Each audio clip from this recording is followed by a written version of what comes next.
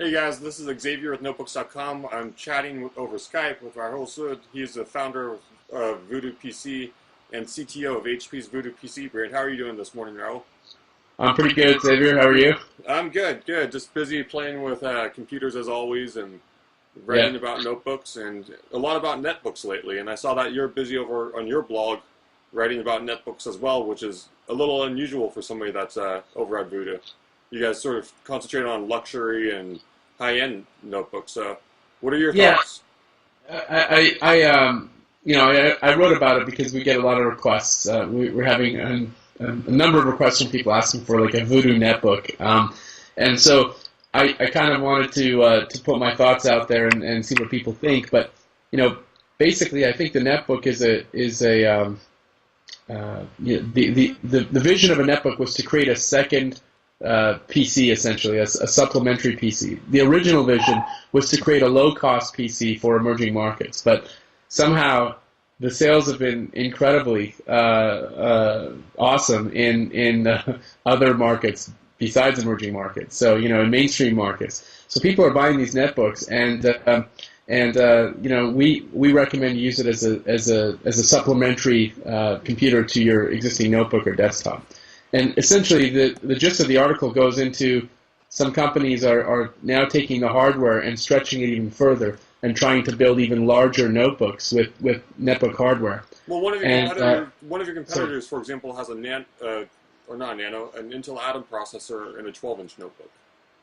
Yes, as a matter of fact, yeah, that's true. And you see, the issue that I think can arise with that is customers have high expectations when they see something. So when customers are used to seeing a certain size notebook with a certain amount of power, etc., expectations are set.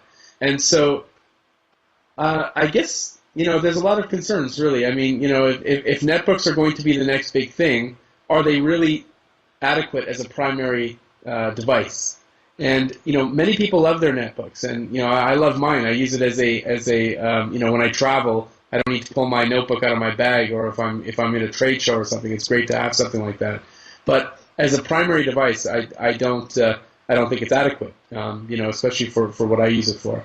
And I also think that Intel, has a number of challenges now related to netbooks and processors, Atom processors, and that sort of thing. So that's really the gist of the article. I recommend you check it out and comment. I would love to hear your thoughts on it. Well, one thing, so in the headline of your article is, could the appetite for netbooks curb PC innovation? And obviously, we talk a lot about innovation, especially with some of the people over, from HP Labs, when you talk to sort of the business end of companies like Lenovo and Dell, we talk about what's coming next year and 2 years. And so I assume you know more about what's coming from HP in a year or two than I do. But what are you seeing, or what are your thoughts on, curbing PC innovation? Is this? Well, I'm not so worried about HP as I am looking at it from an industry standpoint because for example, if Intel sells a lot of Atom processors, they may not put resources into their higher end processors and platforms.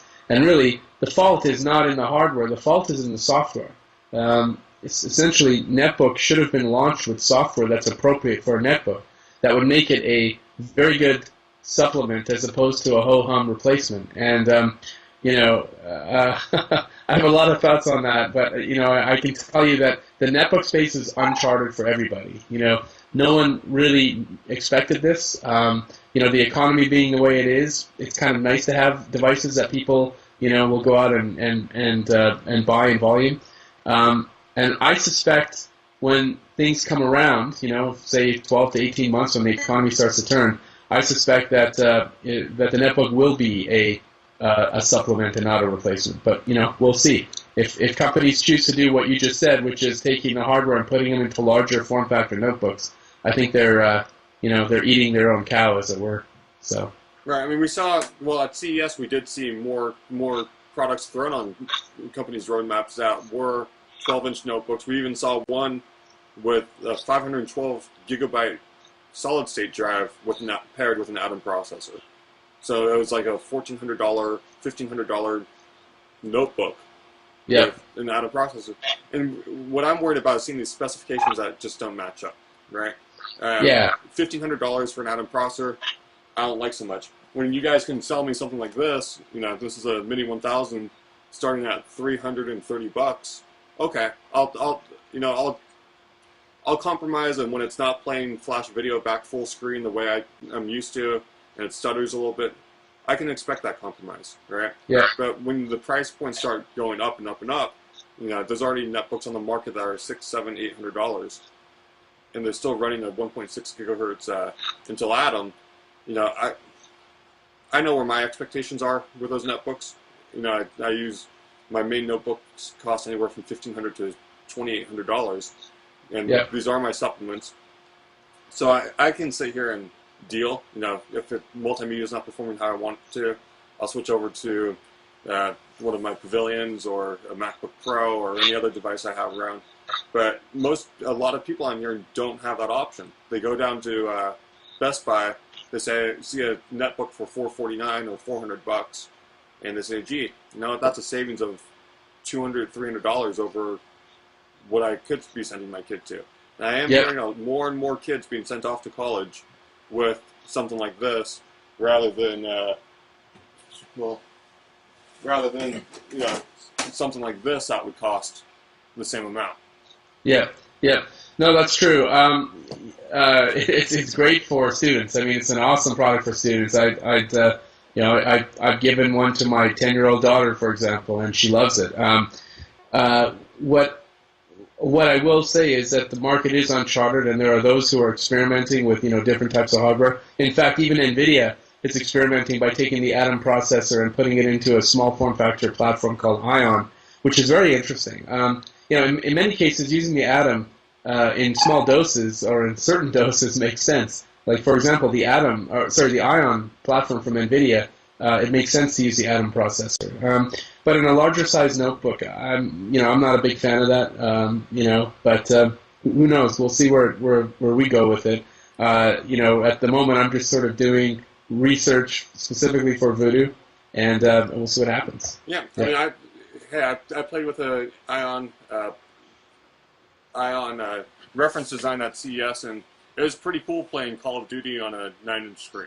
I mean, that's a really cool experience. Now, what I try to temper people with, I do get comments on the blog saying, "Wow, I can't wait to start playing, COD 4 or COD 5 on my netbook."